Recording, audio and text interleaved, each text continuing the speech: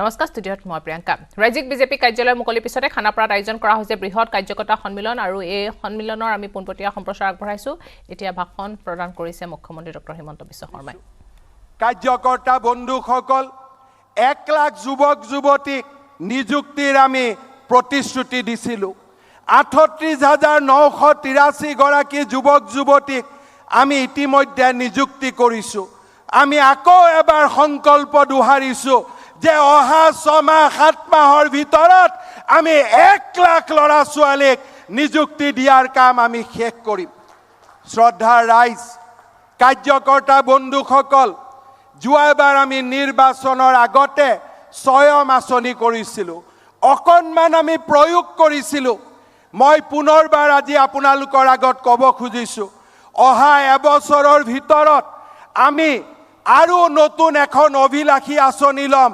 5000 কোটি টকা ব্যয় কৰি 2 লাখ ল'ৰা ছোৱালীক আমি আত্মসংস্থাপনৰ ৰাস্তা আমি প্ৰশস্ত কৰি দিম সেই সংকল্প আজিৰ সভাত আমি ল'ব খুজিছো শ্ৰদ্ধাৰ কাৰ্যকৰ্তা বন্ধু বান্ধৱীসকল আমি আজিৰ সভাতে আপোনালোকক ক'বলৈ পাই ভাল পাইছো যে অহা 10 তাৰিখৰ পৰা আৰু মাত্ৰ কেইটামান দিনৰ পিছৰ পৰা প্ৰত্যেক মাহত অৰুণোদয় আঁচনি 1000 টকাৰ জাগাত 1250 টকাকৈ পোৱা আৰম্ভ হ'ব তাৰ লগে লগে আজিৰ এই সভাত মই ক'ব খুজিছো যে প্ৰত্যেকটো বিধানসভা সমষ্টিত আমি আৰু নতুনকৈ 7000 পৰিয়ালক আমি অৰুণোদয় আঁচনি দিয়াৰ কাম হাতত ল'ম শ্ৰদ্ধাৰ কাৰ্যকৰ্তা বন্ধু বান্ধৱীসকল অন্তোদয় আমাৰ লক্ষ্য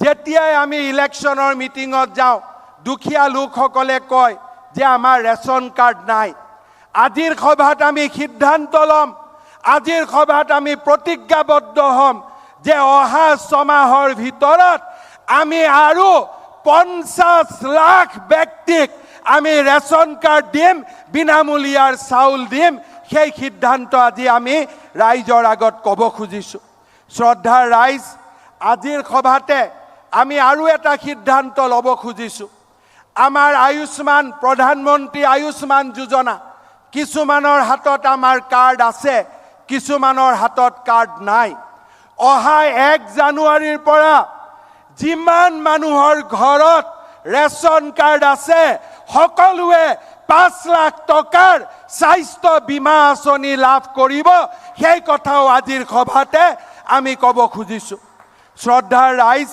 শ্ৰদ্ধাৰ কাৰ্যকৰ্তা বন্ধু বান্ধৱীসকল অন্তোদয় আমাৰ লক্ষ্য সকলো পৰিয়ালত বিনামূলীয়া চাউল পাব সকলো পৰিয়ালে ক্ৰমান্বয়ে অৰুণোদয় আঁচনিৰে যুক্ত হ'ব ভাৰতৰ আৰু আমাৰ ৰাজ্যখনৰ প্ৰতিগৰাকী নিবনুৱাই কৰ্ম সংস্থাপনেই হওক আত্মসংস্থাপনৰ বাট বিচাৰি পাব আৰু প্ৰতি ঘৰ মানুহে অন্তত 5 লাখ টকালৈকে স্বাস্থ্য বীমা আঁচনিৰ সুবিধা পাব এই অন্তোদয়ৰ লক্ষ্যৰে আমি আগবাঢ়িব খুজিছো আমি অসমখনক প্ৰগতিৰ এক নতুন দিগন্তলৈ লৈ যাব খুজিছো আজি যোৰহাট মাজুলীৰ দলঙৰ কাম আৰম্ভ হৈছে অহা মাহত আমি মাজুলীক লখিমপুৰৰ সৈতে সংযোগ কৰিবলৈ লুইত খাবলৰ ওপৰত দ্বিতীয়খন দলঙৰ কামো আমি নিৰ্মাণৰ কাম হাতত ল'ম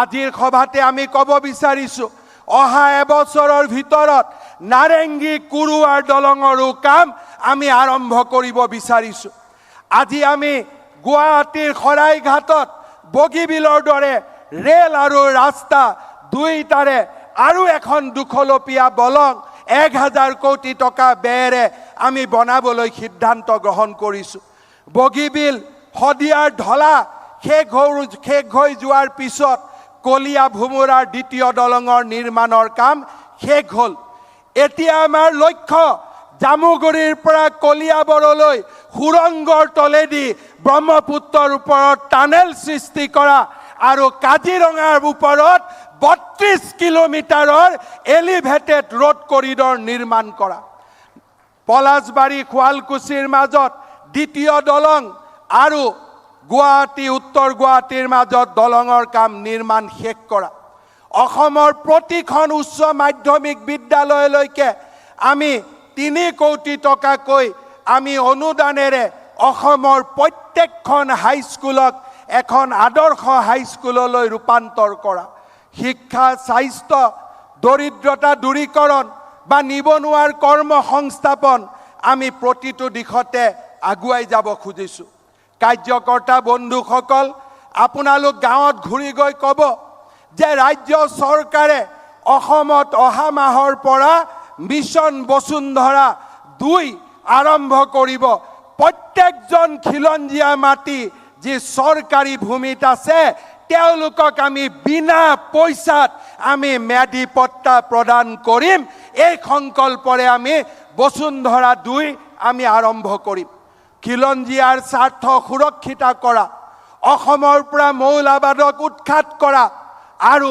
আমাৰ ৰাজ্যখনক প্ৰগতিৰ এক নতুন দিগন্তলৈ লৈ যোৱা এই দিশেৰে আমি কাম কৰিব খুজিছো প্ৰধানমন্ত্ৰী নৰেন্দ্ৰ মোদী ডাঙৰীয়াৰ মাৰ্গদৰ্শনত আৰু গৃহমন্ত্ৰী অমিত শাহ ডাঙৰীয়া আৰু জেপি নাড্ডা ডাঙৰীয়াৰ প্ৰেৰণাৰে আমি আমাৰ ৰাজ্যখনক উন্নয়নৰ এক নতুন দিগন্তলৈ লৈ যাব খুজিছো আজি আমাৰ বাবে মহিমাময় দিন আজি আমাৰ বাবে আনন্দময় দিন প্ৰধানমন্ত্ৰী অটল বিহাৰী বাজপেয়ী ভৱন বিজেপিৰ নতুন কাৰ্যালয় আমাৰ সকলোৰে সপোনৰ কাৰ্যালয় আজিৰ এই দিনটোত মই পুনৰবাৰ কাৰ্যকৰ্তা বন্ধু বান্ধৱীসকললৈ মই ধন্যবাদ আৰু অভিনন্দন জনাম ডিব্ৰুগড় তিনিচুকীয়া বৰাক উপত্যকা ধেমাজি জোনাইৰ পৰা যিসকল কাৰ্যকৰ্তা আহিছে দূৰ দূৰণিৰ পৰা আপোনালোকে অলপ সময় হ'লেও বিজেপিৰ ৰাজ্যিক কাৰ্যালয়টো চাই যাব আমাৰ ওচৰৰ জিলাকেইখনৰ আমিতো যেতিয়াই তেতিয়াই কাৰ্যালয় চাব আহিব পাৰিম আমি আকৌ এবাৰ সংকল্প ল'ব পাৰিম যে ভাৰতীয় জনতা পাৰ্টিৰ বট বৃক্ষই সকলোকে ছাঁ দিব দৰিদ্ৰজনক ছাঁ দিব দুৰ্দশাগ্ৰস্তজনক ছাঁ দিব আৰু এখন নতুন অসম নিৰ্মাণ কৰিব পুনৰ এবাৰ ভাৰতীয় জনতা পাৰ্টিৰ প্ৰত্যেকগৰাকী কাৰ্যকৰ্তালৈ মই ধন্যবাদ আৰু অভিনন্দন জনাইছো প্ৰধানমন্ত্ৰী নৰেন্দ্ৰ মোদী ডাঙৰীয়াৰ প্ৰেৰণাময়ী নেতৃত্বত ভাৰতীয় জনতা পাৰ্টিয়ে অহা লোকসভা নিৰ্বাচনত 12খন আসন বিজয়ৰ লক্ষ্যৰে আমি আজিৰ পৰাই ধাৱমান হ'ম সেই সংকল্পও আমি কৰিব বিচাৰিছো পাৰিম নে নাই অলপ পিছফালে ক'ব পাৰিম নে নাই দম আছে নে নাই আমাৰ এফালে নাই নেকি আছে নে নাই আছে আছে নে নাই আছে তেলে সকলোৱে আকৌ এবাৰ ক'ব ভাৰত মাতা কি বহুত বহুত ধন্যবাদ পুনৰবাৰ আপোনালোকলৈকে মোৰ নমস্কাৰ আৰু কৃতজ্ঞতা জনাই মই মোৰ বক্তব্যৰ সামৰণি মাৰিছো ধন্যবাদ জয় হিন্দ বন্দে মাতৰম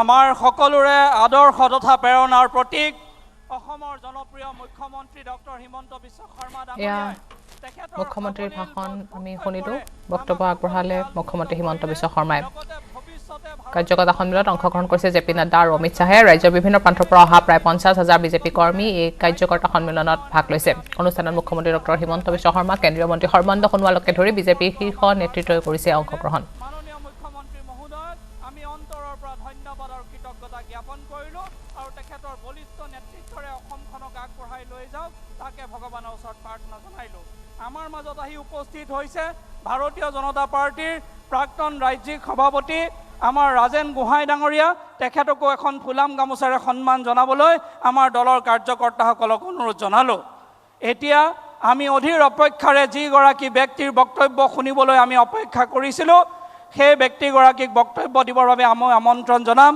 हमारे बीच उपस्थित है हमारे माननीय गृह मंत्री अमित शाह जी हम अमित शाह जी को आमंत्रण करना चाहता हूं आप कृपया हमें सभी को संबोधित करिए हम उम्मीद में हैं आपके नेतृत्व में देश बहुत आगे बढ़ रहा है ऐसे ही आप देश को आगे बढ़ाते रहेंगे भारत माता की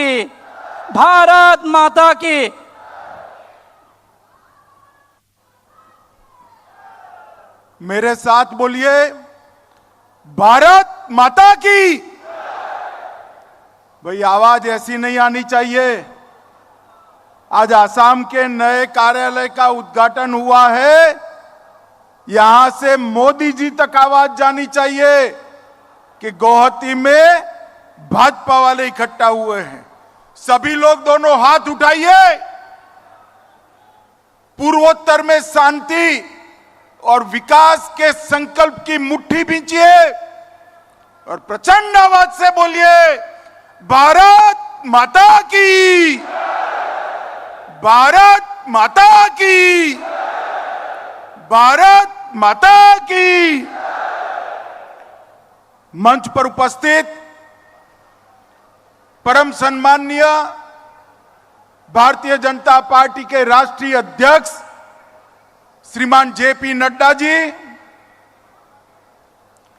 असम सरकार के लोकप्रिय मुख्यमंत्री और मेरे मित्र डॉक्टर हेमंत बिस्वा शर्मा जी, असम भारतीय जनता पार्टी के प्रदेश अध्यक्ष श्रीमान कलिता जी, केंद्रीय मंत्री रामेश्वर तेली जी, हमारे प्रभारी और राष्ट्रीय उपाध्यक्ष भाई बैजंत पांडा जी, राष्ट्रीय महासचिव और असम के ही सांसद श्री दिलीप सैकिया जी, उत्तर पूर्व के समन्वयक श्री संदीप पात्रा जी, सह समन्वयक श्री ऋतुराज सिन्हा जी, उपस्थित राज्य सरकार के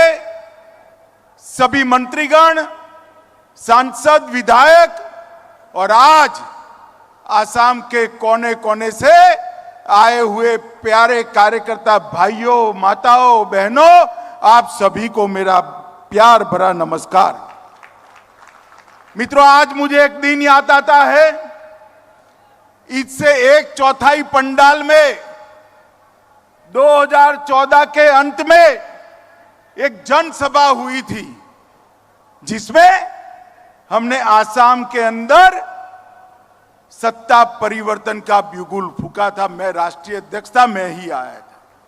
पंडाल इससे 1/4 था, संख्या इससे 10वें भाग की थी और वो जनसभा थी।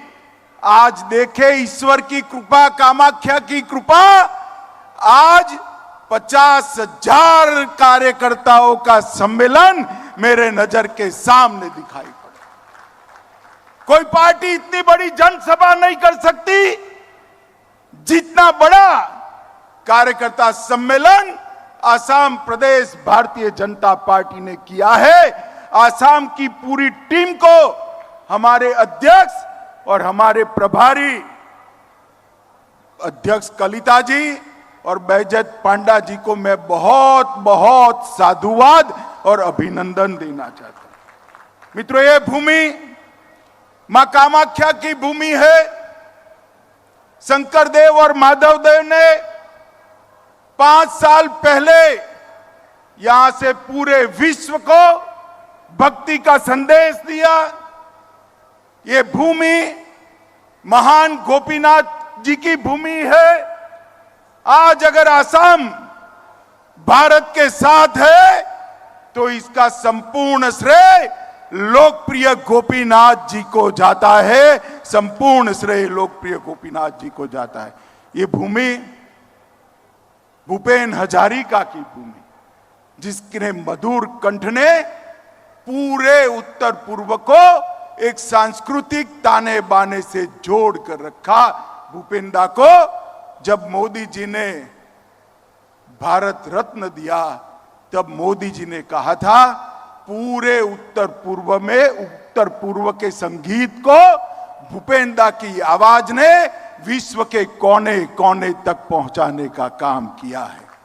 आज इसी महान भूमि पर भारतीय जनता पार्टी ने 60,000 स्क्वायर फुट का एक बहुत बड़ा कार्यालय, जिस कार्यालय को देखकर मेरे जैसे कार्यकर्ता कह सकते हैं कि अध्यक्ष जी, आसाम प्रदेश के अध्यक्ष जी को कह सकता हूं, दिल्ली प्रदेश से भी अच्छा कार्यालय कलिता और हेमंत विश्व शर्मा ने यहां पर बनाया है।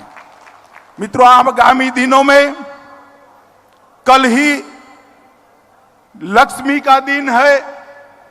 कामाख्या में मां लक्ष्मी रूबरू विराजमान है। आने वाले दिनों में दीपों का उत्सव दीपावली भी आने वाला है। आज वायुसेना दिन है। मैं वायुसेना के नामी गिनामी हजारों शहीदों और सैनिकों को प्रणाम कर कर उनकी देशभक्ति को याद करना चाहता हूं। मित्रों, आज मुझे लंबी बात नहीं करनी, मैं कुछ ही चीजें बताना चाहता हूं। मित्रों, 2014 में देश में एक परिवर्तन आया। मोदी जी की सरकार बनी। मोदी जी ने सरकार बनने के बाद दूसरे ही दिन से नॉर्थ ईस्ट और भारत के अन्य हिस्सों पर जो दूरियां थी वो दूरियां मिटाने के लिए एक कार्य योजना बनाई। मोदी जी ने एक और तो विकास का एजेंडा हाथ में लिया। नॉर्थ ईस्ट खानापारार পৰা পোনপটীয়া সম্প্ৰচাৰ আগবঢ়াই যাম, কিন্তু তাৰ আগতে ল'ব লাগিব এটা को जोड़ा जा सकता है, इसका ये उदाहरण है।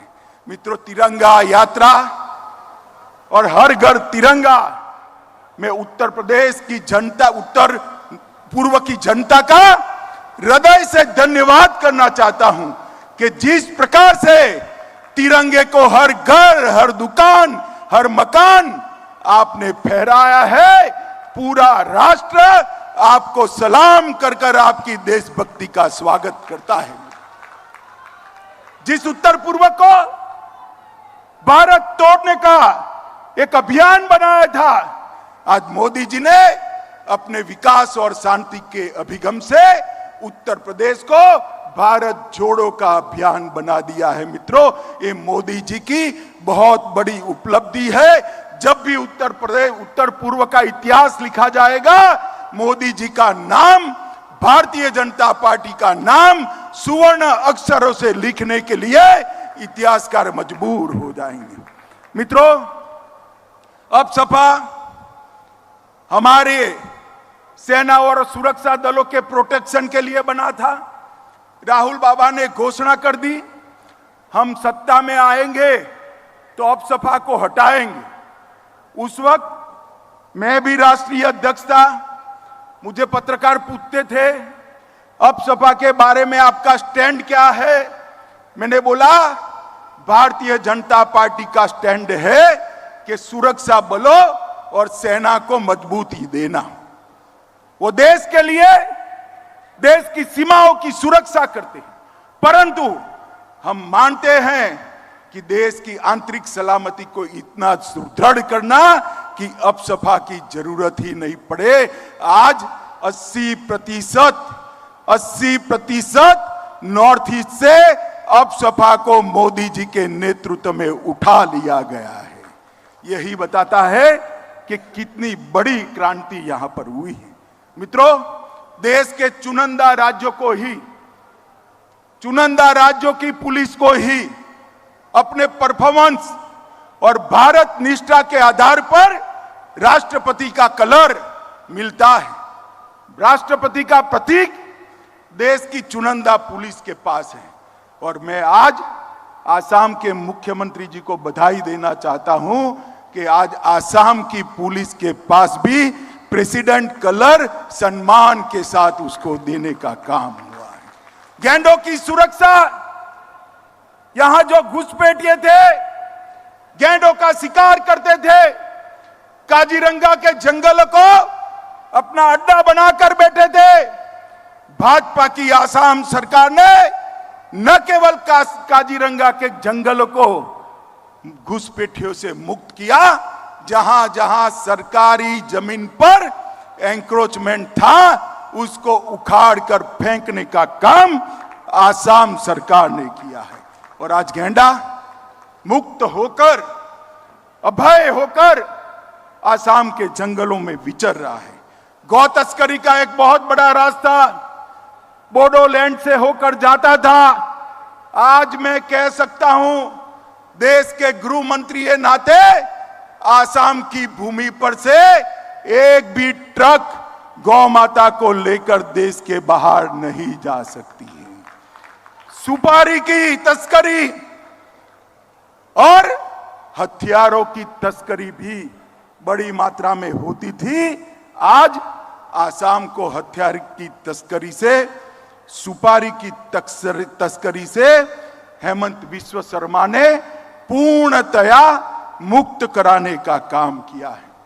माताओं, भाइयों, बहनों, विधानसभा चुनाव में मैं घोषणा पत्र घोषित करने आया था। मैंने कहा था आतंकवाद मुक्त, हड़ताल मुक्त आसाम हम बना चुके हैं। एक 5 साल दीजिए तो हम आसाम को बाढ़ मुक्त बनाने का काम करेंगे। आसाम में बाढ़ नहीं आएगी। कल एनईसी के चेयरमैन के नाते मैंने यहां मुख्यमंत्री जी और अधिकारियों की एक बैठक करी। हेमंत जी ने और आसाम सरकार ने एक महत्वाकांक्षी योजना तैयार की है। वो योजना के अंदर 5 साल के अंदर ही आसाम में बाढ़ ये भूतकाल बन जाएगा, कभी बाढ़ आ नहीं पाएगी। मोदी सरकार आसाम को बाढ़ मुक्त कराने के लिए कृत संकल्प है। पहली बार आसाम में धान की खरीदी हुई, लाखों करोड़ों रुपए के धान को खरीदा गया। उद्योगों के बढ़ावे के लिए मैं आने के पहले ही ईओडीबी पोर्टल देख रहा था। जितनी भी एप्लीकेशन आई है, हेमंत भाई आपको बधाई देना चाहता हूं, जितनी भी एप्लीकेशन आई है उसमें से 99% एप्लीकेशन का निपटारा करने का काम हो गया है। और मित्रों, यही बताता है कि अब आसाम में औद्योगिक क्रांति होने वाली है। मित्रों, पश्चिम आसाम में जोगीदोपा में मल्टी मॉडल लॉजिस्टिक पार्क बनाएगा। ऊपरी आसाम में गोलाघाट में आगर ट्रेड सेंटर बनाएगा। निचले आसाम में चाय गांव में चाय पार्क और बांस की पार्क बनाया गया। गुवाहाटी में एयर कार्गो का इंफ्रास्ट्रक्चर, इसकी स्थापना भी दी गई। मित्रों, अनेक प्रकार के यहां पर प्रकल्प हुए हैं, मगर एक अंतिम बात मैं कहना चाहता हूं। आसाम के अंदर हर जिले में, आसाम के अंदर हर जिले में मेडिकल कॉलेज की स्थापना हम फिर से वोट लेने आएंगे, इसके पहले हम कर देंगे, जिससे पूरे आसाम के अंदर किसी को भी बाहर जाने की जरूरत नहीं पड़ेगी। अब तक 5 साल में 24 मेडिकल कॉलेज आसाम के अंदर समाप्त हो जाएंगे और बाकी की प्रक्रिया शुरू कर दी जाएगी। माताओं, भाइयों, बहनों, आप सभी के परिश्रम से आज आसाम के अंदर पंचायत से लेकर पार्लियामेंट तक भारतीय जनता पार्टी को विजय प्राप्त हुई है। अगर ये विजय का असली कोई हकदार है, ये विजय का यश किसी को मिलना चाहिए, तो मेरे सामने बैठे 50,000 से ज्यादा कार्यकर्ता भाइयों बहनों को ये यश का अधिकार है। नड्डा जी के नेतृत्व में पार्टी दिन दूनी रात चौगुनी बढ़ रही है। मोदी जी के नेतृत्व में भारत को पूरी दुनिया स्वीकार कर रही है। देश के हर कोने में विकास पहुंचे और देश की सीमाओं की एक एक इंच भूमि सुरक्षित हो, ये मोदी जी का संकल्प। हमारी संस्कृति को पूरे विश्व के अंदर गौरव के साथ पहुंचाने के ध्वजवाहक अगर कोई है तो नरेंद्र मोदी जी है। इतने अच्छे वातावरण में उत्तर पूर्व में भी कुछ राज्य में हमारी ताकत बढ़ानी है। आसाम यूनिट इतना बड़ा हुआ है कि यहां से पूरे उत्तर पूर्व के राज्य को हम बढ़ा सकते हैं। यही अपील कर मैं मेरी बात को समाप्त करता हूं। फिर से एक बार मेरे साथ गगनभेदी नारा लगाएंगे, भारत माता का जयकारा लगाएंगे। मेरे साथ बोलिए, भारत माता की, भारत माता की, भारत माता की, वंदे वंदे वंदे।